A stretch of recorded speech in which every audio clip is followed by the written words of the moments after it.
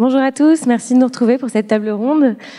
Aujourd'hui, la thématique qu'on va aborder, c'est quelle sera la contribution de l'IA et des technologies numériques pour rendre l'agriculture plus durable. Et on est assez nombreux. On reçoit aujourd'hui donc Ingrid Peigné, Nicolas Deschamps, Philippe Laroche-Audette, Pierre Otis, Sophie Rochefort et Yacine Bouroubi. Et je vais les laisser se présenter. Peut-être on peut commencer par vous, Ingrid. Bonjour à tous. Donc Ingrid Peigné, moi je suis directrice principale des partenariats et de la valorisation de la recherche à Cyrano. Donc le Cyrano, c'est un centre de recherche interuniversitaire basé à Montréal. Et on regroupe en fait un réseau de 280 chercheurs qui proviennent de toutes les universités du Québec. Et on a notre mission vraiment de produire des études ou des données probantes pour aider à la décision au niveau des gouvernements. Et plus particulièrement sur la thématique qui nous intéresse aujourd'hui, on a beaucoup de projets depuis les dernières années avec le MAPAC, entre autres une première étude qui a été faite sur un portrait en fait des technologies numériques dans les secteurs agricoles. Donc et d'autres projets également en collaboration avec le MAPAC dans le domaine de l'agroalimentaire. Nicolas. Bonjour, Nicolas Deschamps. Donc je suis le président de la compagnie Drone Deschamps que j'ai créée il y a à peu près 6 ans. On utilise des drones beaucoup dans le secteur de l'agriculture et de l'environnement, et en agriculture, on réalise des activités de captation de données, des activités aussi spécifiques d'épandage de différents produits. Ça peut être des semences, ça peut être des produits biologiques, ça peut être on a des tests sur des produits pesticides aussi. Et on utilise aussi de l'IA dans l'agricole, dans différents projets pilotes avec des partenaires agricoles, des centres de recherche, des universités. Et on sait que l'IA a une importance en agriculture. Bonjour, Philippe Laroche-Audette. Je suis producteur agricole, fils de producteur agricole également. Alors, je représente Agrifusion. Je suis directeur des affaires. Agrifusion, c'est la plus grande ferme biologique au Québec. C'est environ 3000 hectares de grandes cultures en rotation. C'est 9 cultures en rotation. C'est beaucoup de superficie. C'est environ des légumes, des légumineuses, des céréales. C'est environ 50 employés qui nous aident à pouvoir mener à terme les grandes cultures qu'on a ici au Québec. Bonjour à tous. Alors, mon nom est Pierre Otis de la compagnie AgriSoft. Je travaille avec des projets avec Philippe Agrifusion et l'IRDA depuis plusieurs années. Notre objectif, c'est de les aider au niveau de la cueillette de données, l'arrimage des données, la normalisation, la structuration, enfin, tout ce qui est en amont de l'IA, en fonction des besoins de l'IA et des besoins de données à valeur ajoutée. Donc, on développe des applications pour être facilitants, pour permettre aux agriculteurs de faire la cueillette et d'arrimer les données avec les besoins du IA. Donc, c'est notre mandat dans ces projets-là. Alors, bonjour à tous. Sophie Rochefort, directrice adjointe recherche et développement pour l'IRDA, l'Institut de recherche et de développement en agroenvironnement. Donc, la mission de l'IRDA est faire de la recherche appliquée pour trouver des solutions à des problématiques agro-environnementales. Puis, on a 16 équipes de recherche qui sont ici en Montérégie et dans la région de Québec. Puis, on collabore, bien entendu, avec des entreprises comme Agrifusion, AgriSoft à travers de projets. Puis aussi, on a des mandats plus généraux sur la protection des ressources. Peut-être j'aurai l'occasion de vous en parler un petit peu plus en détail plus tard pour développer des outils utiles aux agriculteurs et aux agronomes. Oui, bonjour, moi c'est Yacine Bouroubi, donc je suis professeur au département de géomatique appliquée à l'Université de Sherbrooke, spécialiste en télédétection, traitement d'images, notamment appliqué en agriculture de précision, donc la variabilité intraparcellaire a besoin de données, notamment acquises, donc données géospatiales, notamment acquises à partir des satellites, des drones, des images aéroportées, etc. Et c'est ça, donc on contribue à améliorer les applications d'agriculture de précision avec les méthodes d'intelligence artificielle. On verra des exemples tantôt là. La thématique principale de notre échange, donc, c'est le développement durable, et je pense que ça peut être intéressant déjà de définir donc cette thématique et de placer un petit peu l'échelle à laquelle on va discuter. Je vous laisse peut-être Ingrid. Je pense qu'il y a effectivement de définir l'agriculture durable, mais de définir également l'agriculture numérique. Je pense que c'est important aussi, parce que quand on parle de l'agriculture numérique, on peut parler, en fait, il y a comme 3 niveaux finalement d'agriculture numérique, ou 2. Il y a l'agriculture vraiment de précision, où ça englobe en fait tout ce qui est robots, capteurs qui peuvent être installés soit sur les machineries agricoles ou dans les étables, etc.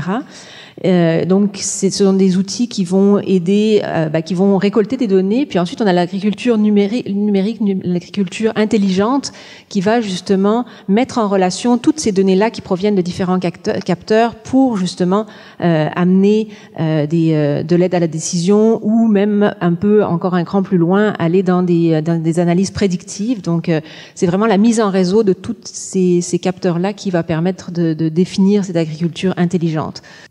Alors, en matière d'agriculture durable, nous, en tant que professionnels et qui utilisons des drones, on est aujourd'hui un biais qui permet d'aller vers une agriculture plus durable en facilitant certains procédés d'épandage, par exemple, de semences en interculture, ou en facilitant certains procédés opérationnels pour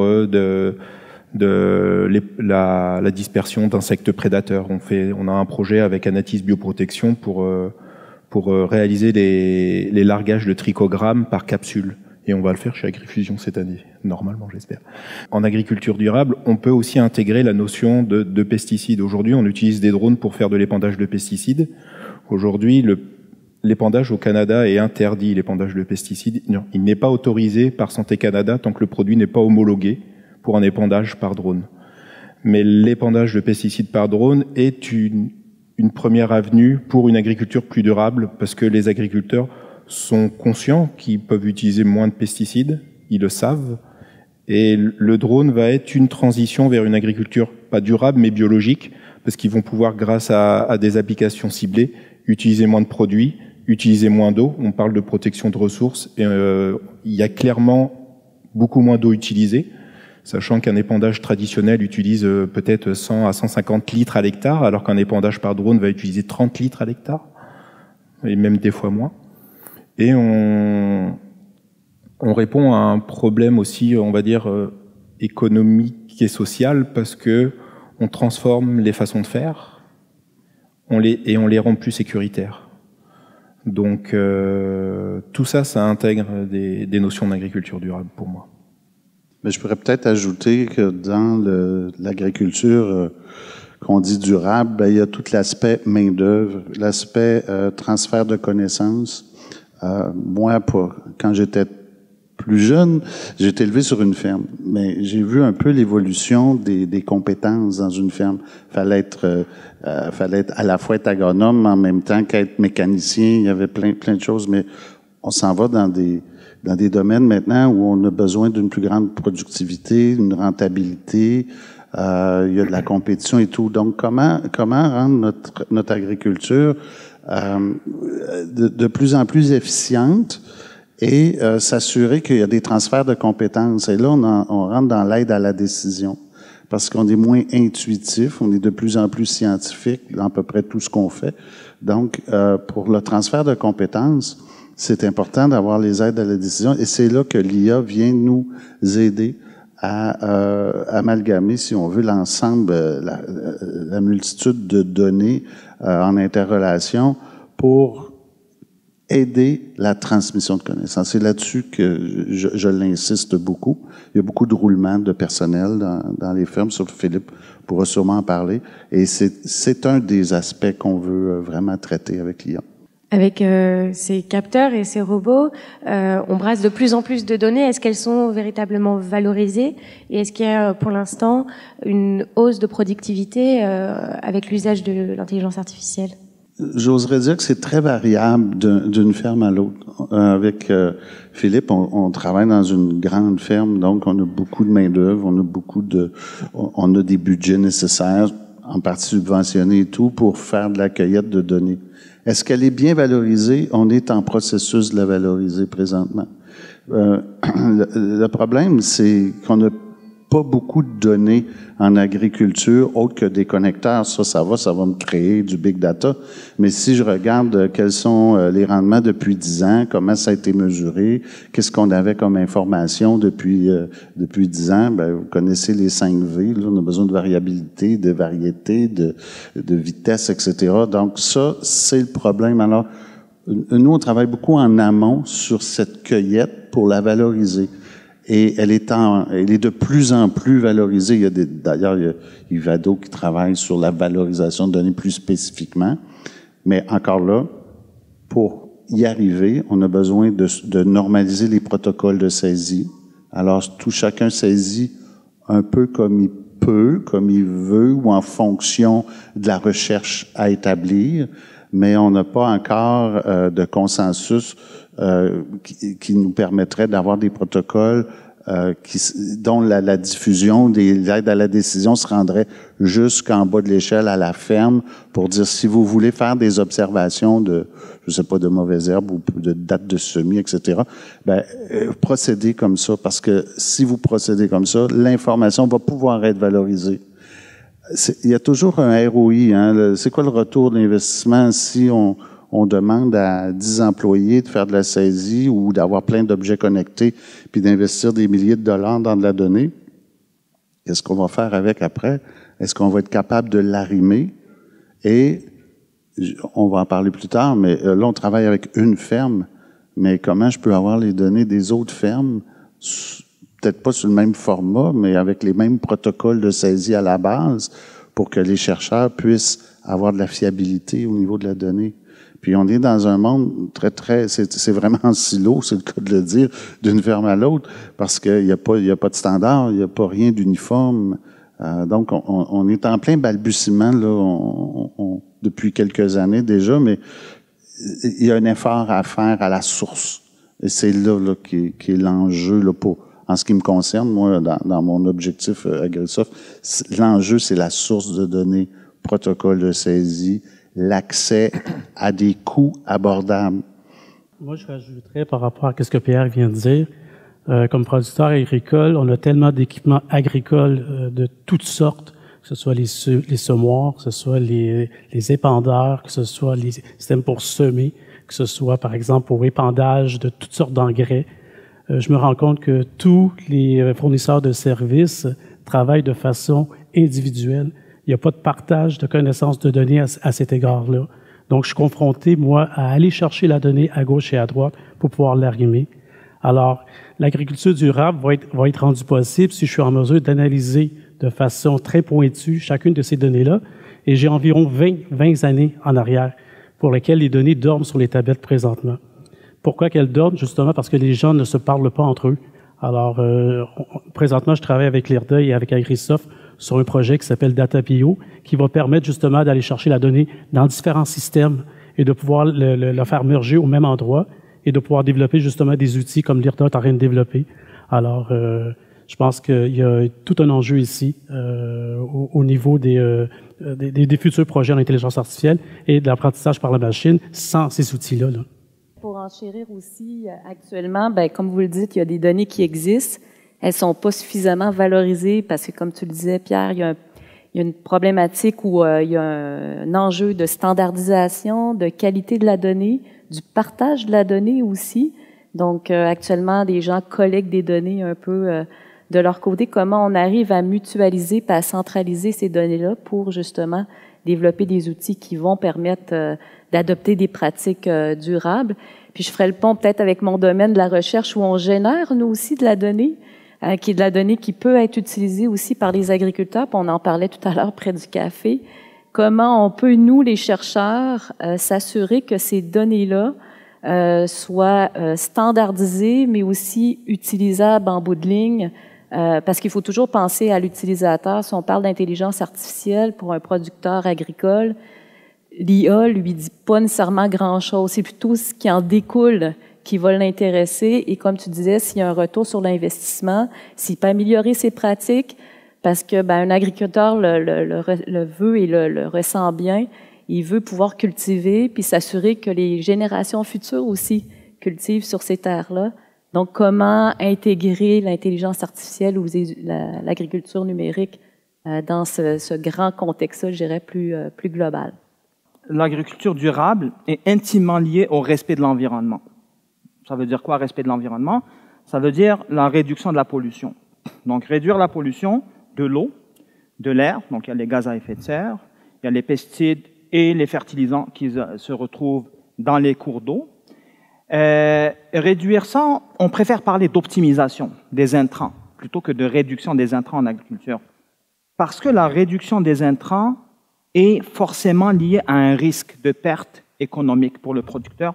Il n'y a aucun conseiller, aucun chercheur qui veut être responsable de ça, de perte de profit pour les producteurs. Donc, l'aide à la décision pour optimiser l'utilisation des intrants demande deux choses, des connaissances scientifiques et des données pour alimenter ces connaissances scientifiques. Bon, l'agriculture, c'est une science expérimentale. Normalement, ce qu'on fait là, c'est des protocoles expérimentaux très rigoureux, des méthodes statistiques qui s'appliquent à ces protocoles-là pour développer une connaissance scientifique valide pour ensuite être utilisée en pratique à travers les agronomes, les consultants là, qui vont adapter ça. Mais là, on est dans un contexte où on a une abondance de données qui ne respectent pas des protocoles qui sont acquis, j'allais dire n'importe comment, et qui ne respectent pas des protocoles expérimentaux. Et les méthodes statistiques traditionnelles ne sont pas capables d'extraire l'information ou des connaissances scientifiques à partir de ces données-là. C'est là où des méthodes dites d'intelligence artificielle plus ou moins modernes, plus récentes, plus complexes, on parle aussi de sciences des données, vont chercher à exploiter ces données-là, ces mégadonnées, qui comportent peut-être là des relations entre elles insoupçonnées que ce ne sont pas des relations causales établies par l'intuition scientifique, etc. Donc, on peut utiliser des méthodes développées en sciences des données pour essayer de trouver des relations. Quelle est la dose, mettons, d'azote optimale en fonction de conditions de sol, les types de sol, en fonction des conditions climatiques, en fonction des pratiques de gestion, en fonction du précédent culturel, en fonction. Ça, si on a une base de données acquises par exemple avec les équipements agricoles, acquises avec des satellites, qui n'ont pas été forcément là développés dans le cadre d'un protocole expérimental. Donc, si on a cette base de données, avec les méthodes de data mining, mettons, là, de forage des données, ben, généralement, le lien entre sciences des données et intelligence artificielle est très, très, très fort. Là. Donc, si on a des méthodes capables de faire parler ces données-là, là, on peut contribuer à la création de connaissances scientifiques, de connaissances agronomiques qui, elles, vont se retrouver dans le conseil, l'aide à la décision, quand on dit à tel producteur, voilà une carte optimisée d'utilisation de pesticides ou de fertilisants, etc. On a plus confiance là, dans ce qu'on fournit comme conseil au producteur pour surtout éviter de lui faire perdre du profit, donc préserver le gain économique et en même temps réduire la pollution. Donc c'est un peu ça l'objectif de l'agriculture durable. Ingrid, je pense que pour rebondir en fait sur tout ce que vous avez dit, une des solutions qui existent déjà en Europe, il y en a quelques-unes également ici, ce sont les plateformes finalement d'échange de données. Puis je dirais que ces plateformes-là, il y en a de deux types. En fait, il y a des plateformes qui sont plutôt avec un objectif de bénéfice collectif, puis c'est ce dont vous parliez Yacine tout à l'heure, c'est-à-dire que c'est pour l'avancement des connaissances, le partage des données entre des centres de recherche, des producteurs, des fournisseurs de services. Et ces plateformes-là, par exemple API Agro, permettent vraiment, plutôt que d'avoir des données en silo et avec des problèmes d'interopérabilité ou de structure des données, ces plateformes-là permettent justement de mettre toutes les données au même endroit avec un standard précis et de pouvoir justement les analyser pour avoir un bénéfice collectif. Et il y a d'autres plateformes également qui sont davantage dans un objectif de bénéfice individuel pour le producteur. Puis là, je reprendrai plutôt les propos de Philippe, c'est-à-dire qu'il y a un modèle, par exemple, en Allemagne qui est AgriRouter, qui permet justement de répondre en fait aux enjeux dont vous parliez d'interopérabilité entre les différents équipements, justement parce que c'est une plateforme qui est utile à l'agriculteur en particulier et qui va permettre de mettre en relation, de mettre sur une même plateforme les données qui proviennent de tous ces équipements de marques différentes et justement de pouvoir les analyser ensemble. Et donc là, ça va vraiment au-delà justement pour éviter cet enjeu-là de marque. Et puis, ça permet aussi de répondre, je pense, à un autre enjeu qui est un peu un pendant un peu négatif, si vous voulez, de l'IA qu'on peut voir ou de l'agriculture numérique, c'est un peu la perte d'autonomie, la perte d'indépendance en fait des agriculteurs, parce que justement le fait de pouvoir exploiter des données d'un fournisseur, ils vont se sentir obligés de rester avec lui, parce que s'ils changent de fournisseur, on prend l'industrie laitière par exemple, s'ils changent de marque de robot de traite, on perd tout l'historique des données, donc il n'y a plus de comparatif possible, etc. Donc il y a une certaine en fait dépendance des agriculteurs à une marque en particulier, et ces plateformes-là permettent justement de passer outre ces enjeux-là, donc de résoudre ces points-là. On en vient sur un sujet qui est intéressant, c'est l'éthique dans la donnée. En matière de données médicales, clairement la donnée est la propriété de la personne. Mais là, quand on parle de données agricoles, il y a les données commerciales, il y a des données commerciales qui sont liées à, par exemple, sur les vaches, sur la qualité de la vache, etc., ou sur la production agricole. Mais on travaille pour le plus grand nombre, on travaille pour tout le monde, on est là pour nourrir notre population. Alors il y a un gros questionnement sur l'éthique de la donnée en agriculture, et il y a vraiment deux courants. Il y a le courant, on va dire, des producteurs agricoles qui veulent garder quand même leurs données propriétaires et donc qui ne veulent pas les partager parce que c'est leur production, c'est leur savoir-faire. Et il y a une autre partie qui prône plutôt une donnée complètement ouverte, donc qui nécessite d'être clairement annotée selon des protocoles précis pour le plus grand nombre. Et je pense que ça, c'est une question où on n'a pas encore de réponse. Où là, il y a un positionnement, on va dire, limite gouvernemental, même fédéral, sur cet aspect-là. Qu'est-ce que vous pensez être un bon modèle? Est-ce qu'il y a d'autres gouvernements ailleurs dans le monde qui ont des modèles plus optimaux que celui qu'il y a ici, par exemple au Canada? Moi, je ne parlerai pas de modèle pour l'instant. Comme producteur agricole, je me rends compte que effectivement la donnée est accessible, mais le problème, c'est que chaque fournisseur de services a son modèle d'affaires. Alors, je me suis déjà fait dire par un fournisseur de services d'une rampe d'irrigation, il dit malheureusement, je peux pas te transmettre la donnée, étant donné que le modèle d'affaires, le modèle qui est développé, mathématique qui est développé derrière ça, l'algorithme, ne permet pas justement de partager ce savoir-faire. Alors, je suis pris comme entre l'écorce et l'arbre. C'est parce que moi, j'ai besoin de savoir à quel moment sur le terrain, lorsque ma rampe d'irrigation se déplace, si ma rampe d'irrigation a arrêté de fonctionner pendant à peu près, je sais pas moi, 50 mètres, est-ce que j'ai un problème avec la rampe? Est-ce que c'est un problème avec le sol? Est-ce que c'est un problème? Je veux connaître dans le temps et l'espace où est-ce que le problème s'est produit sur ma terre agricole. Si j'ai pas ce savoir, si j'ai pas cette donnée-là, mais je suis mal foutu. Alors, à qui appartient la donnée? La question revient à répondre. Tant et si longtemps qu'il n'y aura pas des normes gouvernementales, ça va être difficile de pouvoir accéder à ces données-là. Souvent, la donnée était accessible de façon agrégée. Donc, il peut y avoir des moyennes par jour, par heure, mais point.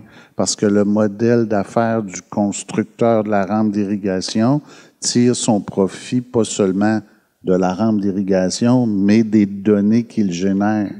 Donc ça, s'il y a qu'une réglementation qui va régler ça, parce que c'est pas individuellement que ça va se régler fournisseur par fournisseur. Donc ça, c'est super important. J'aimerais rebondir sur une chose, c'est quand on parle de la contribution de l'IA à l'agriculture durable, il faut penser que dans ce qu'on a fait comme projet jusqu'à maintenant, ça fait quand même 4 ans qu'on travaille sur ce projet-là. La première étape est là où on a eu probablement le meilleur rendement sur l'investissement, parce que un producteur agricole qui investit dans l'intelligence artificielle, d'abord, on commence par où, ça coûte combien, je vais payer des chercheurs, il va probablement me dire ce que je sais déjà, parce qu'intuitivement, il le sait. Donc, il y a toute cette culture-là à amener, et la culture de la donnée. Mais le premier retour sur l'investissement, ça n'a pas été l'IA, ça a été le processus pour faire de l'IA. Un des premiers exercices qu'on a fait, on a réuni toutes les équipes chez Philippe bon, les agronomes, les technologues, les opérateurs, bon, tout le monde. Puis là, on a fait un BPMN là, qu'on connaît, là, puis on a fait un CIPOC. Donc, qu'est-ce qui est l'entrée de données pour un, puis qu'est-ce qui sort comme données. Puis là, on a regardé les processus de chacun, puis on a regardé les intrants, les extrants de données de chacun. Puis là, ça arrimait pas, là. Toi, tu produis ça comme ça, mais lui, c'est comme ça qu'il en aurait besoin, etc. Juste faire cet exercice qui a duré quand même quelques mois, de documenter les processus et les intrants, les extrants de chacun des intervenants dans l'organisation, nous a amené déjà à une efficience et de partage de données. Puis là, on part de catalogues écrits, puis on parle d'Excel, puis là, on est rendu dans Power BI, puis là, on va dans des plateformes de flux de données, puis là, on avance tranquillement. Mais le premier retour sur l'investissement, ça a été l'efficience qu'a amené le processus de développement de l'IA dans l'organisation. Parce qu'on n'est pas dans la finalité encore. Puis de l'IA, on peut en faire là, sur plein de choses, mais encore faut-il que les gens qui produisent se soient arrimés. Et là, on est rendu, l'équipe est arrimée, mais là, on vit les équipementiers. Là. Comment on va les arrimer ou comment nous, on va s'arrimer. C'est un peu la poule et l'œuf. Donc, tout ce contexte-là, là, le retour parce qu'on parle d'agriculture plus durable, ben, l'optimisation des processus, ça rend l'agriculture plus facile à transmettre les compétences parce que c'est documenté. Et là, il y a tous les réseaux d'information qui se bâtissent autour. Et pas juste pour l'agriculteur, mais aussi pour les gens qui viennent en aide aux agriculteurs, les clubs conseils, etc. Philippe? Exact. Je pense que là-dessus, en fait, il y a justement, on parlait de législation tout à l'heure, vous posiez la question, Estelle.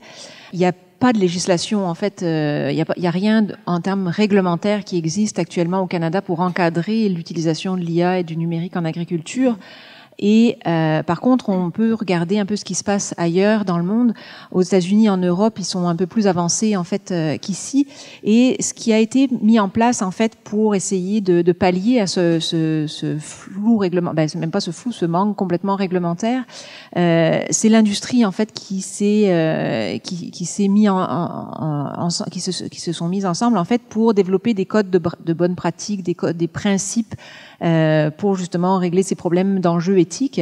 Et donc bien souvent, par exemple aux États-Unis, c'est AG Data, c'est vraiment des codes de bonnes pratiques qui sont certifiés par un label en fait. Donc il y a vraiment des entreprises qui ont la certification et cette certification garantit qu'il y a eu un contrat qui a été fait dans les normes de l'art entre un fournisseur de services et un producteur. Donc, il y a eu un consentement de la part du producteur à partager des données, mais pour une finalité qui est bien définie au départ, pour un temps bien défini, avec des acteurs bien définis. Donc, c'est vraiment des solutions qui existent ailleurs dans le monde pour pallier justement à ce manque de réglementation pour encadrer en fait l'utilisation des données dans le numérique. En fait, c'est ça, les données ont beaucoup de valeur, puis les équipementiers en sont conscients, fait qu'ils veulent profiter de ces données-là pour développer à l'interne des connaissances et des services. Ils veulent faire de l'argent, c'est tout à fait normal. Mais ce protectionnisme empêche d'aller exploiter ces données à leur plein potentiel. Donc, si on fait, par exemple, l'analogie avec la vision par ordinateur, les développements spectaculaires qui a eu récemment, les 4-5 dernières années, pour la vision, là, pour le traitement d'image, donc la reconnaissance de visage, la classification de... Ça, c'est arrivé grâce à l'ouverture de bases de données annotées et de codes. Donc, tout le monde qui développe, il y a comme une tendance, là, comme un effet d'entraînement, mettent leur code disponible à tout le monde. Et ça fait des dizaines, des centaines, des milliers, des dizaines de milliers de développeurs à travers le monde. Chacun améliore un petit peu son modèle, chacun rajoute une brique, et ça a fait des modèles d'une précision extraordinaire. On approche quasiment du 100% dans reconnaître est-ce que c'est quel type de chien, cette image-là, cette photo, c'est quel type de... bref, l'identification, mettons, où les performances en traitement d'image ont été extrapolées à d'autres mondes, là, comme la télédétection. On a pu développer, les 3-4 dernières années, des applications impossibles avant là, en télédétection. Donc, l'exploitation des images satellites, très haute résolution. On peut compter quasiment les vélos dans une ville comme Ho Chi Minh, au Vietnam, avec une image qui a coûté $10 000. On peut faire des choses extraordinaires, extraire tout ce qu'un photo-interprète peut faire visuellement, tout ce qu'on peut voir visuellement, on peut l'exploiter, l'extraire de manière automatisée. Alors, imaginez toutes ces données-là qui sont acquises par des équipements à travers le monde, disponibles pour l'ensemble des chercheurs, pour tout le monde qui peut essayer d'apporter de quoi là-dessus, dans l'espoir de créer des connaissances scientifiques, des connaissances agronomiques, qui vont ensuite profiter à l'aide à la décision. Donc ça prend effectivement probablement une intervention des gouvernements au moins pour encourager les équipementiers à libérer ces données-là et que ce soit disponible plus ou moins à tout le monde. En fait, il y a quand même, en matière de données, il y a la donnée image. Ça, c'est beaucoup le travail de Yacine et de moi. De tout ce que parlent Philippe et Pierre, surtout, ça reste des données numériques qui sont traitées d'une manière différente. Ouais. Et faut faire vraiment la distinction entre ces deux-là, parce que la donnée image, la donnée agronomique, elle est différente selon la géolocalisation, elle est différente selon la saison, elle est différente selon la production, elle est différente selon la variété, et il y a énormément de modèles. Donc, et ça prend énormément de place de la donnée image. Donc, on va dire l'interprétation ou le cheminement qui est fait avec l'une n'est pas du tout le même qu'avec l'autre. Mais est-ce qu'on peut à ce moment combiner, mais il y a une possibilité de combiner les deux justement pour faire travailler des modèles, puis peut-être travailler à une plus petite échelle. Je donne un exemple. À l'IRDA, il y a un projet qui est développé on a pris des images d'échantillons de sol pour analyser l'état structural du sol. Puis on va entraîner finalement un modèle de reconnaissance d'images, mais là on est peut-être à une plus petite échelle. Puis ça va être combiné à des données physico-chimiques des sols, puis à d'autres données, comme ça on va déboucher, on espère, sur un outil qui va être utilisable par les agriculteurs. Fait que peut-être c'est l'échelle de l'image justement et la combinaison avec d'autres types de données. Ça, c'est exactement le travail ultime qu'on doit faire. Ouais. C'est combiner la donnée aérienne à la donnée sol. Ouais. Et c'est là qu'il y aura toujours une intervention humaine d'agronome aujourd'hui, parce qu'il y aura toujours un besoin d'échantillonnage terrain pour valider la donnée aérienne. Oui, tout à fait. C'est un indispensable. Je voulais surtout extrapoler le succès qui a eu lieu grâce aux données ouvertes aux données agronomiques. Là, si ça s'ouvre, là, ça devrait exploser là, comme et le modèle de développement pourrait être là-dedans. Le modèle de développement pourrait être là. C'est une donnée ouverte, d'accord. Une donnée structurée, c'est encore mieux, avec des bonnes annotations. Et pourquoi ça serait pas géré par une entité gouvernementale? C'est-à-dire, pourquoi l'agriculteur qui exploite ces données pourrait pas presque les vendre ou les offrir au gouvernement, qui lui va peut-être les annoter d'une manière correcte et les restituer à d'autres? Mais c'est des modèles utopiques, hein, mais l'utopie n'est pas interdite, en fait. Certainement, Agriculture Canada voulait aller dans cette direction-là, d'ouvrir toutes les données qui ont servi à un projet. Donc, les données ont été exploitées par le chercheur qui les a produits, c'est fini, il a publié. Maintenant, les données, il les ouvre à tout le monde. Où est-ce qu'il est rendu, ce projet-là? Il y a beaucoup à faire sur le plan sur le plan législatif. On en parlait tout à l'heure au café. Il y a des projets dans lesquels il y a des clauses de propriété intellectuelle, par exemple, au niveau de la donnée. Donc, si le projet de recherche est fait dans le cadre d'un financement du gouvernement, puis qu'il y a une propriété intellectuelle, la donnée peut pas servir à un autre projet. Fait que là, on est toujours à recommencer à recueillir de la donnée, puis là, on peut pas la transmettre. Puis surtout qu'en intelligence artificielle, la variété de données est importante. Donc, on se ramasse avec des protocoles de propriété intellectuelle, 10-12 contrats de propriété intellectuelle à négocier avec un. Je peux-tu m'en servir? Je peux pas. Donc, on perd un temps fou. Puis de tout mettre à disposition, ben c'est qui le finance. C'est qu'on a des enjeux de financement qui sont majeurs parce qu'il y a des projets, par exemple, financés à 50% ou 75% par le gouvernement, mais l'autre 25%, il faut le rentabiliser. Donc, est-ce que c'est des compagnies spécialisées en AI qui vont faire de leur modèle d'affaires que de l'informatique dans le cadre de l'AI? Ben, ils ont besoin de 100% du revenu pour payer leurs employés. Alors que si c'est un équipementier, lui, il fait son AI, mais il vend des équipements pareils. Donc, il y a des sources de revenus autres. Donc, tout ça, mettre à la disponibilité de tout le monde, c'est beau, c'est un vœu, mais il faut le financer quelque part. Puis, ça peut pas se financer s'il n'y a pas des politiques cohérentes puis de propriété intellectuelle. Puis, pour avoir travaillé avec des spécialistes, ce que je ne suis pas là, en propriété intellectuelle, pas du tout, mais il y a la donnée, puis il y a le résultat de l'intelligence artificielle qui entre en ligne de compte. Donc, qui a la propriété du résultat et qui, à la limite, même les services de AI, on en connaît, là, Azure, Google, etc., eux-mêmes, parfois, réclament une propriété parce qu'on utilise leurs services. Donc, c'est pas simple, cette mise à disposition-là par rapport au financement et à la propriété intellectuelle.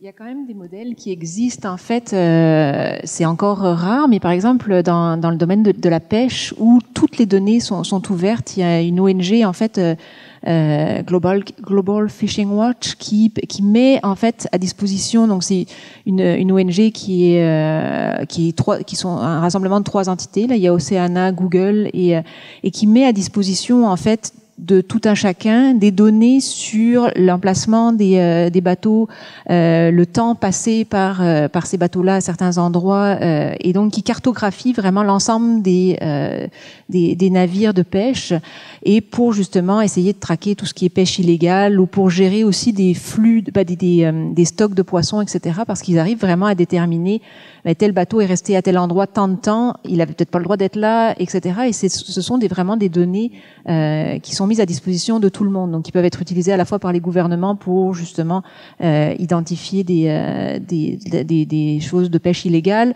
pour des centres de recherche, etc. pour essayer d'identifier, on parle d'agriculture durable, pour gérer un peu des stocks de poissons, etc. Donc, et ça, c'est vraiment une plateforme ouverte. Mais c'est vrai que c'est quand même rare en fait qu'on puisse avoir accès à l'ensemble de ces données-là dans d'autres domaines.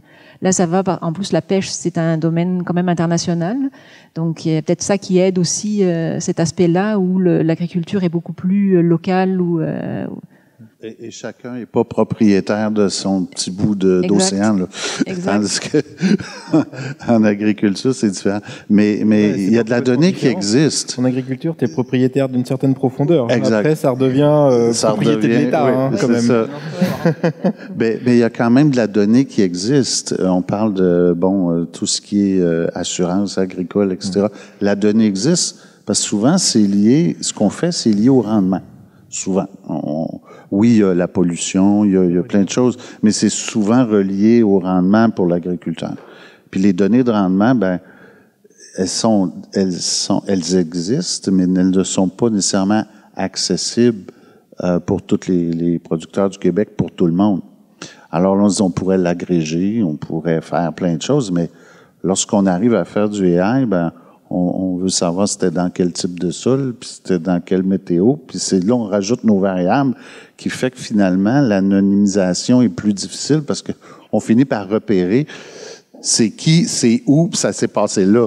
Donc ça aussi c'est un autre enjeu, c'est de partager de la donnée qui est de la stratégie d'entreprise, parce que les distributeurs ils vont dire est-ce que je vais acheter de tel producteur qui est plus efficace? Là il y a des enjeux commerciaux qui sont là. Donc, c'est pas simple, mais je crois qu'on peut y arriver parce que le mouvement va faire en sorte que les nouvelles générations, les nouvelles cohortes sortent avec des compétences en données et ils vont vouloir avoir ces données-là à la ferme. Fait que forcément, il y a un mouvement qui est enclenché. Ça part de la formation, évidemment, mais ça s'en vient tranquillement. On voit les profils, hein, Philippe, toi tu le vis, là, des profils d'agronomes qui changent. Là. Oui, tout à fait. Puis juste à l'automne passé, automne 2021, il y a une première cohorte en agronomie qui ont permis de faire des premières analyses. Alors, je fais aussi des analyses, je suis data analyst au sein de la société, et je remarque justement que ces étudiants qui sortent de l'école n'ont pas nécessairement la formation. Et d'avoir cette nouvelle cohorte-là, ça vient changer, ça vient dynamiser davantage le savoir-faire chez nous. Donc, on parlait justement de formation. Faut continuer là-dedans. Je regarde juste par rapport à l'intelligence artificielle, puis on parle beaucoup de données. C'est que sans la formation, on pourrait pas être ce que nous sommes aujourd'hui, c'est-à-dire d'être avant-gardiste en tant que producteur agricole. Alors, depuis 2018, nous autres, on donne des formations au sein de nos employés, ceux qui veulent bien sûr. Par exemple, juste Excel. Tout le monde utilise Excel ici, mais il n'y a personne qui l'apprend à l'école. Il n'y a personne qui nous enseigne. Donc, on apprend sur le tas. Alors, il y a eu Excel, il y a une formation sur Power BI pour la visualisation de données. On a une formation aussi sur QGIS, justement parce qu'on parlait de cartographie, on parle d'images satellitaires, on parle d'images par drone. Mais ces images-là, moi, je vais les utiliser à l'interne pour pouvoir justement produire des cartes de géomatique. Là, il y a des autres formations qui s'en viennent au niveau des flux de données. Donc, tu sais, les carrières changent petit à petit et il va y avoir des spécialisations dans le domaine. Mais cette spécialisation-là n'existait pas avant. Alors, le producteur agricole va faire beaucoup plus attention à ces données et on va aller chercher des expertises à gauche et à droite pour pouvoir nous aider à bâtir tout ça. On se place dans un contexte durable et depuis tout à l'heure, on parle de brasser beaucoup de données et, a fortiori, forcément, l'utilisation de l'intelligence artificielle dans le domaine agricole, elle aussi pollue. Est-ce que c'est possible de mesurer l'impact environnemental de l'utilisation de l'intelligence artificielle dans ce milieu? Et est-ce qu'il y a une possibilité d'optimiser le traitement des données qui réduirait cet impact?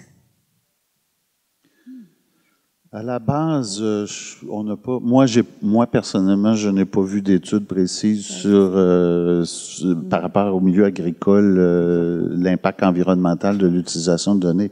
Mais si on y va sur le principe général, plus on normalise, plus on optimise de la donnée qui peut être valorisée, qui est utile, et plus on la partage, moins on recommence à zéro, puis on crée des bases de données, puis c'est pas juste l'impact environnemental là, technologique, là, l'énergie, les serveurs et tout, mais de centraliser puis de partager, ça coûte moins cher que de multiplier puis de recommencer partout. Mais c'est très difficile parce que présentement, il y a des données sur mon ordi, sur l'ordi de Philippe, probablement sur le tien, un peu partout, puis c'est pas tout centralisé, puis c'est toute l'infrastructure de données est pas encore là. Donc, mais c'est clair que de mettre en relation des données, ça fait en sorte qu'on utilise tous la même donnée, on la multiplie pas. Donc, en principe, je pense que on va y arriver à terme, mais c'est un mal nécessaire. Quelque part, on n'a pas le choix, là. Faudra juste être conséquent, je pense, entre si on parle d'impact de l'IA sur une agriculture durable, ben de l'autre côté, au niveau justement de l'hébergement, de la gestion des données, il va falloir être conséquent. Mais au niveau environnemental, ben Yacine en a nommé tout à l'heure, il y a un impact si on arrive à utiliser l'IA pour réduire les intrants, pour améliorer nos façons de faire, pour conserver nos ressources. Mais je veux dire, il faut aussi mesurer ça. Puis ça, je pense qu'on n'arrive pas aujourd'hui à le faire. Donc, on commence, mais on n'est pas encore très, très avancé. Faut juste être conséquent avec notre discours. Donc, d'un côté, si on dit qu'on est plus durable en mettant en application l'IA, ben, il va falloir aussi réfléchir à cet aspect-là aussi au niveau de la gestion de données. J'observe présentement que le gouvernement aussi au Québec met en place des programmes.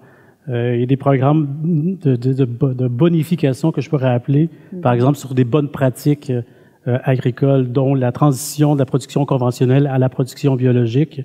Je regarde aussi des événements majeurs comme il se passe présentement en Russie, en Ukraine. Ça a un impact significatif sur la production agricole ici. Les produits chimiques qui sont utilisés, par exemple, pour justement aider à à éliminer des insectes ravageurs, à éliminer des mauvaises herbes, etc., des maladies, etc. Ça a un impact direct aussi. Alors, les façons de faire, à moyen terme, il va falloir que le producteur agricole ici au Québec, au Canada, s'adapte à ces nouvelles réalités-là. Donc, on parle de changement climatique, on parle de produits chimiques qui sont utilisés. Nous, à la ferme, on utilise c'est une ferme biologique 100%. Donc, on a déjà une longueur d'avance à cet égard-là. On est capable de produire en grande surface sans ces produits-là. Mais pour les autres producteurs, je veux dire, il y en a d'autres. Le Québec a beaucoup de producteurs agricoles au Québec, mais eux, il va falloir qu'ils apportent des nouvelles façons de faire, là. Et le gouvernement va pouvoir nous aider à cet égard-là, là. Je pense que le bilan est largement positif, ou du moins pourrait être largement positif, si on profite correctement là, de ce que peut apporter du potentiel de l'IA appliqué aux données des producteurs. On en parlait tantôt, là. Je pense que l'urgence n'est pas là, n'est pas dans l'estimation du coût environnemental de l'IA pour le moment. C'est plutôt comment on peut l'exploiter pour améliorer le bilan environnemental dans tous les domaines quasiment, là, notamment ce qu'on parle aujourd'hui de l'agriculture. Il y a aussi le partage de la connaissance des autres projets.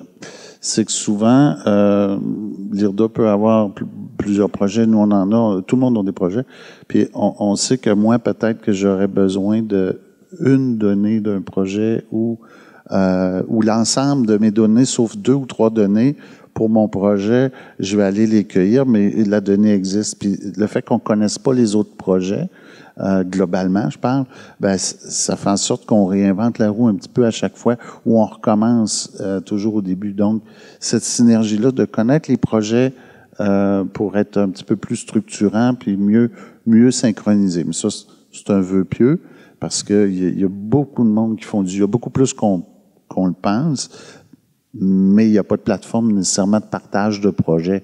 Donc, ça aussi, c'est une autre dynamique intéressante des pistes à regarder, là. Et ça peut pas être le privé qui fait ça, tout ça, de son bord, ou l'agriculteur.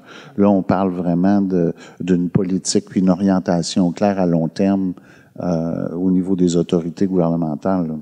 Il y a des partages de projets, mais également des partages de données. Puis à Cyrano, une des dernières études qu'on a faites, c'était au niveau de l'industrie laitière, donc de regarder un petit peu le portrait du numérique dans l'industrie, les enjeux, etc. Puis on avait fait une table ronde, en fait, un groupe de discussion sur deux journées, où on avait invité en fait 24 acteurs de l'industrie laitière, donc que ça soit des producteurs, des vétérinaires, des gens des assurances, des centres de recherche, des associations de races, en tout cas vraiment l'ensemble des acteurs. Et on a essayé de faire un peu le même exercice dont vous parliez tout à l'heure, en fait, mais à plus grande échelle, parce que là c'était pour un secteur au complet, de savoir quelles données étaient données à quel acteur. Donc chacune des personnes en fait qui étaient présentes nous indiquait, ben moi je reçois telle donnée de telle personne et je fournis telle donnée à telle personne. Puis on a essayé de faire un mapping. Et en fait, on avait un espèce de méga tableau incompréhensible qu'on a essayé après de traduire de façon plus imagée. Mais juste pour vous donner un exemple, c'est qu'on a recensé quand même 413 données échangées sur les 24 acteurs qui étaient là. Et en fait, ça a été une prise de conscience de la part des producteurs et même de l'ensemble des acteurs en se disant « Waouh, mais déjà… » il y a de la donnée qui est déjà transigée, on fait de l'échange de données. Et pour revenir à votre point en fait sur l'impact environnemental de l'IA, tous ces échanges-là pourraient être énormément facilités et nécessiter moins de data, en tout cas de position de stockage, si c'était sur une plateforme, puis que chaque personne qui avait besoin d'avoir accès à cette donnée-là allait la chercher, ou alors que ça soit gardé par le propriétaire et que ça soit des API pour aller chercher des données.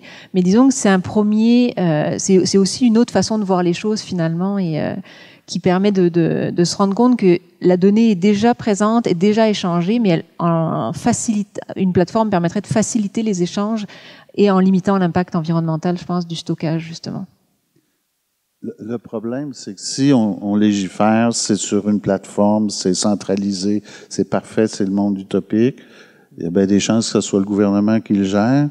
Et là, ça devient compliqué parce que Si on veut avoir des initiatives de projet, ben il faut que ça accorde avec ça. Donc, autant c'est efficace, autant ça a l'effet pervers de tuer certaines initiatives, parce que là, il faut rentrer dans le programme avant telle date, puis déposer, puis là, c'est tout le financement de ça qui est assez lourd, et avec raison, parce que on peut pas faire n'importe quoi, mais ça a un effet aussi. Donc, il faut vraiment être prudent sur qui va gérer ça et comment.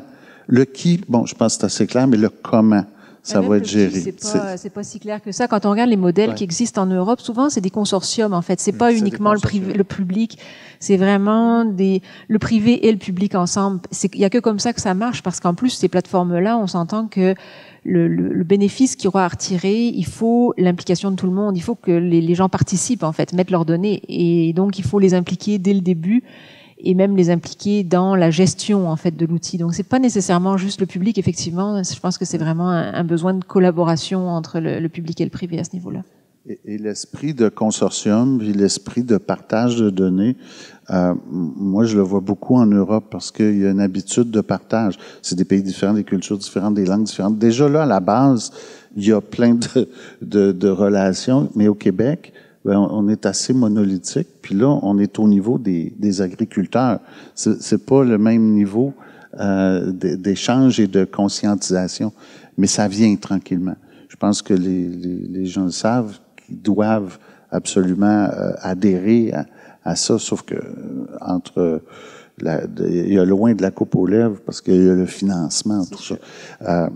Chez Philippe, ils ont la distribution des champs, c'est de 20 km par 20 km à peu près, quelque chose comme ça, ou 30 km par 20. Bon, ça fait 600 km², ça.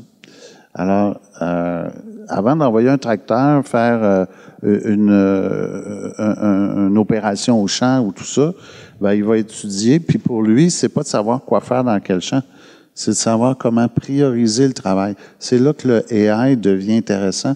C'est comment il va prioriser son travail en fonction des différentes variables d'intérêt pour optimiser ses opérations. Alors là, on parle pas juste de rendement, mais on parle d'optimisation des opérations pour les très grandes fermes. Mais il y en a, on n'est pas dans l'Ouest canadien. Ici, des grandes fermes comme ça, il y en a pas beaucoup. Donc, on travaille à une autre échelle au Québec, je pense.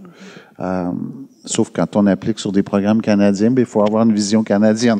Donc, ça, c'est aussi ça. L'enjeu, c'est le niveau de perception au niveau des consortiums, là. C'est à bâtir. C'est à bâtir. Vous parliez de taille des exploitations. C'est vrai que c'est un enjeu au Québec particulièrement, parce que les technologies sont des technologies qui coûtent cher en fait d'implanter, et le problème c'est que c'est pas il y a très peu d'économies d'échelle par rapport à des grosses exploitations quand on achète un équipement qui coûte cher sur une petite exploitation. Donc ça, c'est certain que ça peut être un enjeu important pour le Québec, je pense, la taille des exploitations. D'où l'implication financière des gouvernements pour diminuer le risque, parce que il y a un risque à faire le IA. Le plus grand risque dans l'agriculture présentement, c'est le volume de données. Qui est pas, là, on parle pas des objets connectés, mais le volume de l'historique. On fait pas 50 cultures par année sur 1000 ans. Là. Ça fait pas beaucoup de données. 20 ans de données, c'est sur 200 champs, ça fait pas beaucoup de données. Donc, faut aller chercher plus de données si on veut avoir quelque chose qui a un peu de fiabilité. Sinon, ça devient trop approximatif, puis là, il n'y a pas le retour sur l'investissement. En fait, du AI, le processus, oui, mais pas le AI en tant que tel. Mais c'est peut-être à ce niveau, justement, que, comme le dit Ingrid, qu'un petit producteur, s'il y a une plateforme où on peut avoir un certain partage, qui n'a pas les mêmes moyens que chez Philippe, par exemple, va pouvoir bénéficier peut-être de l'effet de groupe aussi. Tout à fait. Donc, d'où l'avantage, là, parce que c'est clair qu'il y a une question de coût, c'est clair qu'il y a une question d'organisation au niveau de la ferme, donc qui est pas la même, la réalité est pas la même. Puis d'un secteur à l'autre, on parlait du secteur animal versus le secteur végétal. Je dirais même au Québec, on est un petit peu plus en avance peut-être dans certains secteurs au niveau animal, à ce niveau-là. Tout à l'heure, Yacine, vous parliez un peu des applications et des rêves qu'on pouvait avoir le rêve, pour demain. Est-ce que vous pouvez peut-être nous en dire un peu plus sur ce qu'on espère des applications de l'IA dans pour cette question. Domaine de l'agricole? Parce que moi, j'ai beaucoup d'espoir. Pourquoi? Parce que la relation chercheur-producteur a changé. Chercheur, l'individu et les méthodes, les approches. Le producteur, la personne, sa ferme, ses parcelles, ses données. Alors, moi, je suis arrivé en 2003 à Agriculture Canada et la façon de faire, là, c'était, on avait la ferme expérimentale de l'Acadie, quelques petites parcelles, moins d'1 hectare. On fait des campagnes de terrain intensives, toutes sortes d'expérimentations. On connaissait tout sur un point là dans la carte. Et on espérait qu'avec ça, on a des connaissances scientifiques, qu'on peut aller au producteur, dire, bon, voilà ce que tu devrais faire. Ça marche pas, ça marchait pas. Donc, avec le temps, on a commencé à faire des expérimentations chez des producteurs. Donc, les producteurs étaient un peu plus impliqués dans la recherche. Donc, on avait des échantillons un peu partout, en Montérégie, une dizaine, une vingtaine, tranquillement. On a rassemblé un peu plus d'échantillons sur l'ensemble de la population, qui sont, mettons, les parcelles de toute la Montérégie, mettons. Donc là, on a dû utiliser d'autres approches, s'adapter, plutôt que les statistiques traditionnelles, pour exploiter ces données-là. Et là, à la fin, quand j'ai quitté en 2013 Agriculture Canada, la tendance, l'objectif, c'était de dire le producteur doit être impliqué dans la recherche, il connaît mieux son champ que le chercheur. Le chercheur, il connaît sa parcelle expérimentale, mais il ne connaît pas tous les champs. Alors, imaginez collaborer avec des dizaines, des centaines de producteurs, ou tous les producteurs, parce qu'avoir les données des producteurs, on a la population, on n'a pas des échantillons, on a tout. Et donc le chercheur est conscient qu'il faut impliquer les producteurs à cause de leur connaissance de leur ferme et à cause des données qu'ils ont. Il reste quoi? Il reste le besoin des méthodes, mettons, d'intelligence artificielle. Elle apporte ces méthodes-là, les méthodes qui permettent d'exploiter ces données hétérogènes, ces données multiples, ces mégadonnées, etc. Donc, passer de connaître tout sur rien à connaître un peu mieux pas mal de choses sur l'ensemble des champs, ça permet de produire une connaissance scientifique beaucoup plus représentative de ce qu'on peut trouver dans une région. Mettons, on parle de l'exemple de la Montérégie, et d'adapter le conseil là, dans la décision à chaque parcelle, parce on connaît beaucoup mieux le portrait global. Peu importe le sujet, la fertilisation, besoin de fertilisation ou de pesticides. Donc là, on peut mieux optimiser. On peut mieux optimiser et on peut mieux personnaliser la recommandation pour chaque producteur, chaque parcelle. Donc c'est ça l'espoir là que je vois là dans le changement de la recherche en agriculture durable. Il y a aussi l'anticipation de maladies sur les populations, non? Oui, tout à fait. Avec encore une fois, si on peut mutualiser des données par le traitement d'images aussi, en tout cas, il y a plein de potentiel à l'IA au niveau agricole. Moi, je dirais le plus grand rêve ou l'espoir, c'est de toujours avoir par contre en tête que les outils ou ce qu'on va mettre en place permettent justement une agriculture durable, c'est ce qu'on vise, mais qui répondent aussi à la réalité de terrain, et d'où l'importance justement d'avoir une équipe multidisciplinaire pour avoir, moi je suis pas spécialiste de l'IA, par contre j'ai le portrait agronomique, de travailler avec l'utilisateur. Puis l'espoir, moi, c'est qu'on travaille tous ensemble de manière réfléchie aussi, parce qu'on le disait tout à l'heure, il y a un petit buzz au niveau de ça. Puis on le voit dans les programmes d'appel à projet aussi, de proposer un projet pour développer un outil web. Puis il n'y a rien qui est concerté vraiment, même au niveau de nos gouvernements. Donc moi, mon espoir, c'est ça, oui, pour autant que ça soit fait dans un esprit d'agriculture durable, puis qui réponde à un besoin vraiment sur le terrain. Une des stratégies qui a été utilisée pour l'adoption massive chez Agrifusion, parce que pour rebondir sur Yacine, quand tu dis l'agriculteur et le chercheur se parlent plus, ben la façon d'amener l'agriculteur à parler plus puis à être plus conscient de ses données, c'est très simple. C'est que les outils maintenant, juste Power BI a permis à Philippe de créer plein de tableaux de bord et de visualisation. Ça a été la première révélation pour l'équipe de voir sur un grand écran les visualisations, qu'elles soient cartographiques ou data ou des tableaux de bord, de voir l'entreprise et les opérations en quasi temps réel sur un tableau de bord dans la salle de conférence, puis de dire « Wow, déjà là, la donnée, ça sert à quelque chose. » Même s'il n'y a pas d'IA nécessairement encore à ce niveau-là, ça a été la conscientisation et c'est ce qui a fédéré tout le monde autour des projets d'IA, parce que c'est un investissement pour l'agriculteur de mettre des employés à accueillir de la donnée, puis à la valider, puis l'analyser, etc. Donc ça, Philippe, ça a été chez vous une expérience, hein?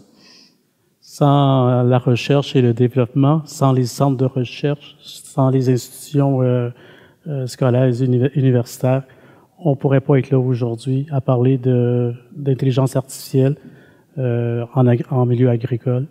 Alors moi, mon plus grand rêve, vous voyez présentement dans la salle, il y a 1, 2, 3, il y a nombreux écrans. Alors j'ose espérer, dans un proche avenir, de voir un wall room où j'aurais justement ma valorisation de données, mais dans un premier temps, c'est pas la valoriser, mais de la visualiser par rapport à tous les outils qui existent. On parlait tantôt de photos satellitaires, on parlait tantôt des opérations agricoles, on parle de rendement, on parle de côté financier. On n'a pas parlé de côté financier. Le rendement, c'est indirectement relié aussi au côté financier. Alors, d'avoir un wall room où je pourrais voir mes données, où mes données seront valorisées par différents outils, et finalement d'aller justement vers des développements algorithmiques sur des modèles en intelligence artificielle pour aller justement vers l'apprentissage par la machine de façon automatisée. Oui, on travaille avec des objets connectés à la ferme. Alors, de voir ça sur un wall room, je pense, pour l'instant, c'est pas que c'est utopique, mais ça va devenir une réalité et je le souhaite grandement, là. Moi, pour l'avenir, je pense que c'est les générations qui vont arriver. C'est vraiment les conscientiser sur ces choses-là. Parce que des agriculteurs et des agronomes, des jeunes qui veulent être agriculteurs ou agronomes ou qui travaillent même en environnement, en foresterie, et parce que on travaille aussi avec des gens comme ça, ils n'ont pas encore du tout cette vision-là. Et faut vraiment leur montrer cette ouverture et vraiment développer des modules de formation pour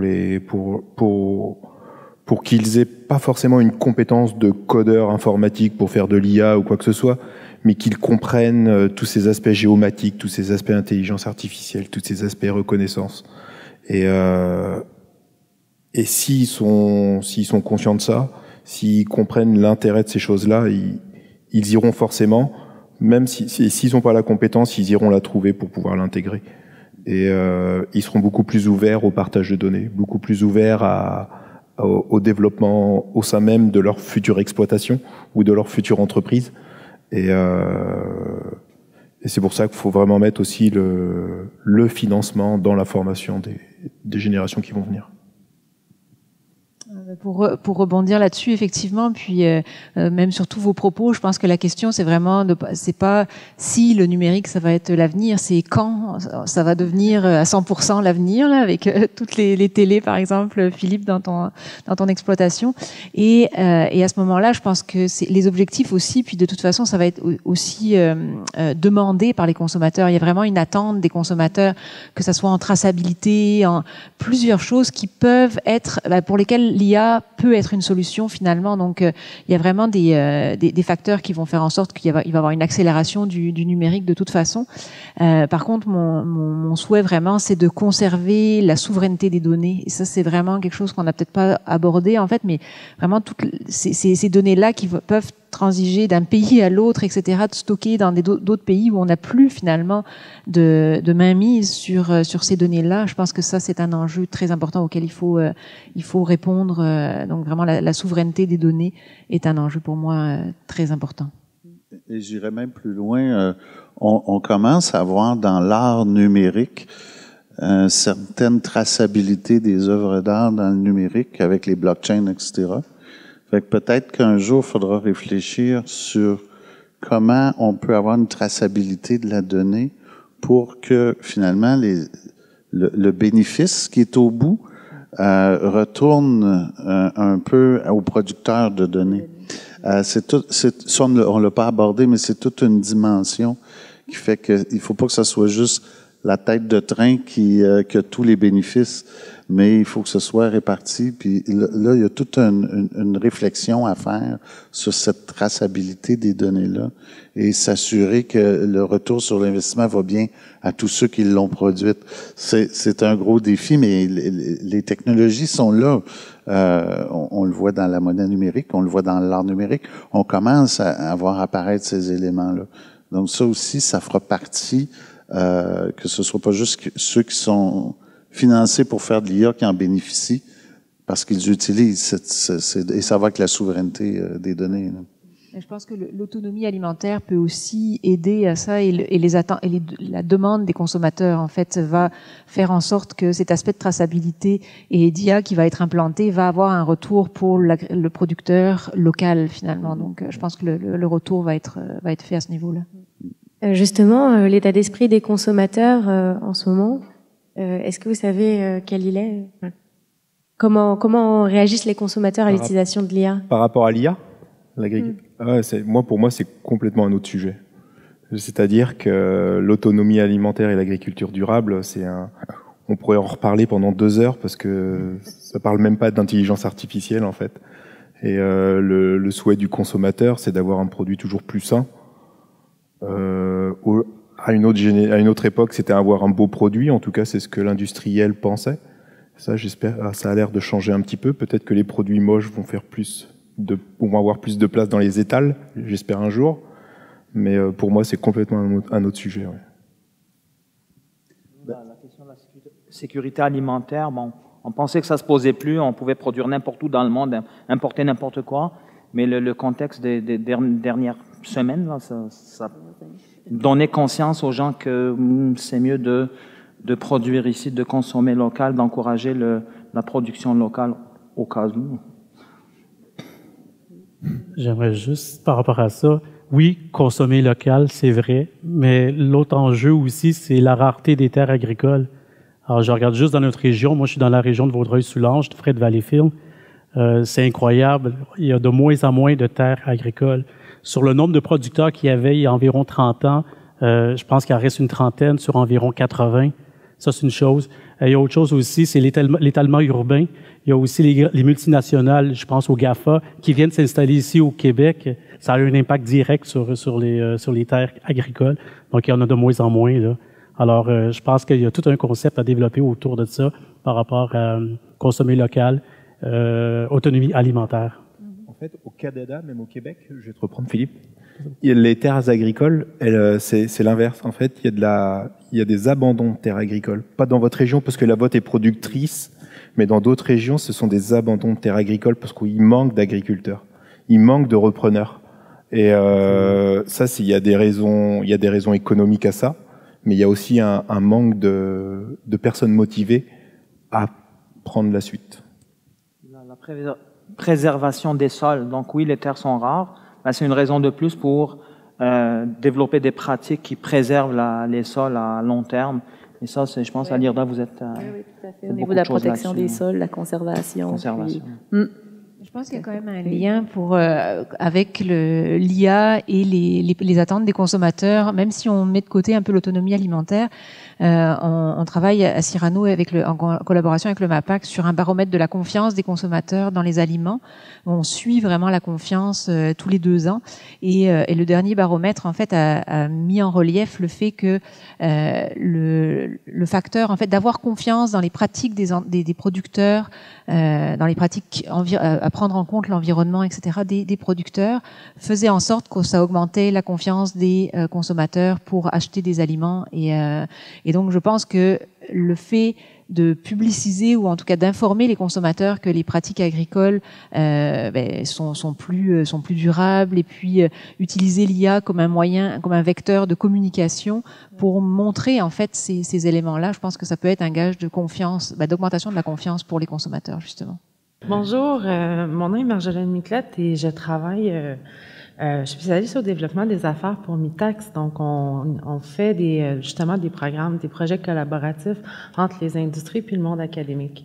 Et je suis responsable des Laurentides et je planifie à l'automne, justement, il y a énormément de terres agricoles dans les Laurentides, puis ils sont pas vraiment justement avancé au niveau du développement durable, puis mettons de l'agriculture biologique. Ça commence, il y en a, mais il y a beaucoup de grandes terres en monoculture.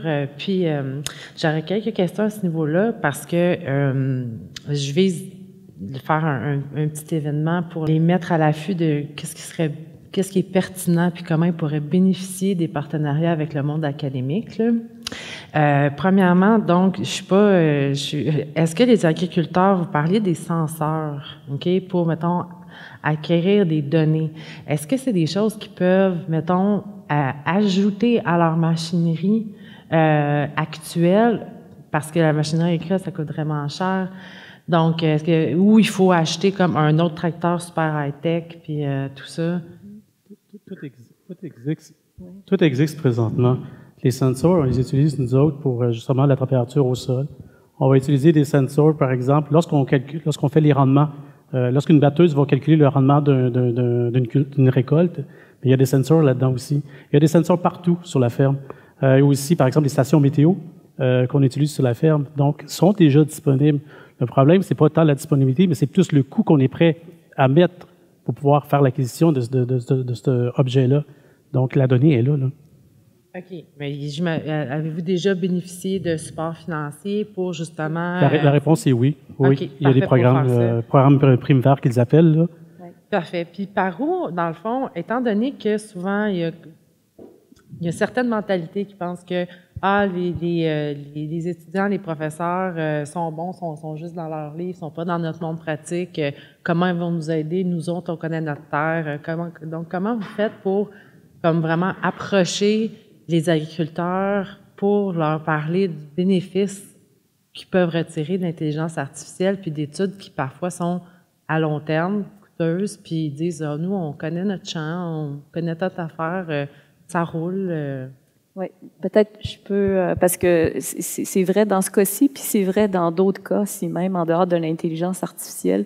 Je pense qu'un des meilleurs moyens, c'est de pouvoir les rencontrer, les faire participer aussi dans le cadre d'un projet. Donc, ils peuvent aussi voir la résultante.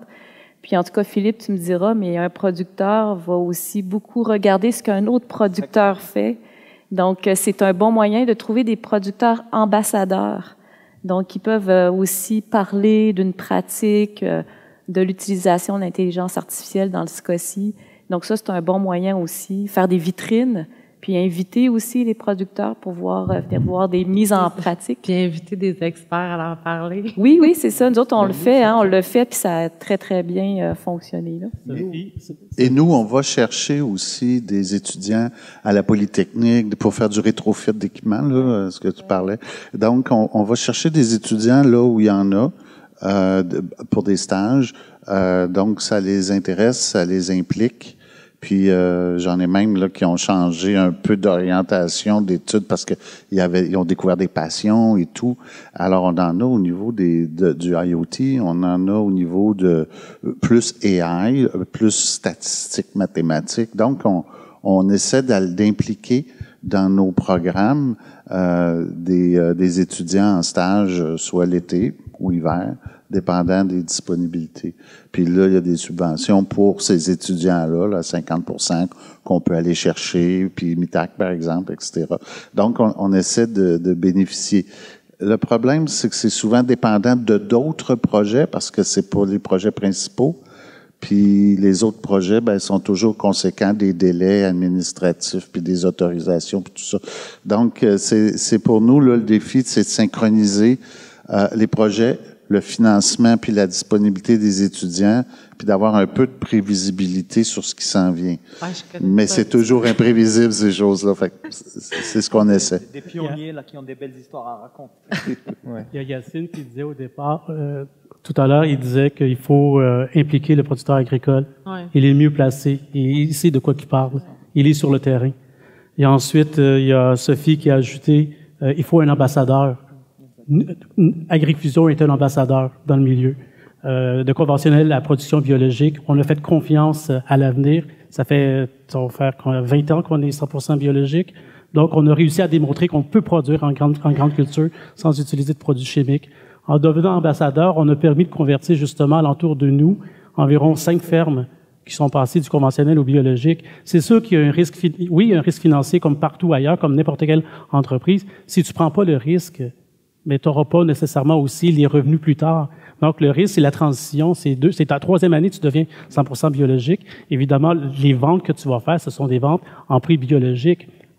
Il y a Ingrid qui parlait justement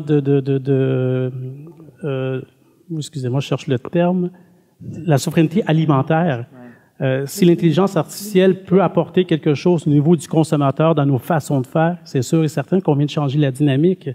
Le fait qu'il y ait des événements, comme je disais un peu plus tôt, des événements majeurs comme il se passe présentement en Russie et l'Ukraine, ça a un impact direct justement sur la productivité aussi, là. Donc, tu sais, il faut penser à ça. Alors, voilà. Juste par curiosité, est-ce que vous êtes un agriculteur de grande culture ou c'est de la culture maraîchère? On fait les deux. OK. Des grandes cultures comme le blé, le soya? Blé, soya, avoine, maïs, orge. Okay. On fait aussi des légumineuses, donc haricots, des edamamés. Au niveau de la production maraîchère, on fait des carottes, des betteraves. On a fait des haricots verts, haricots jaunes. Okay.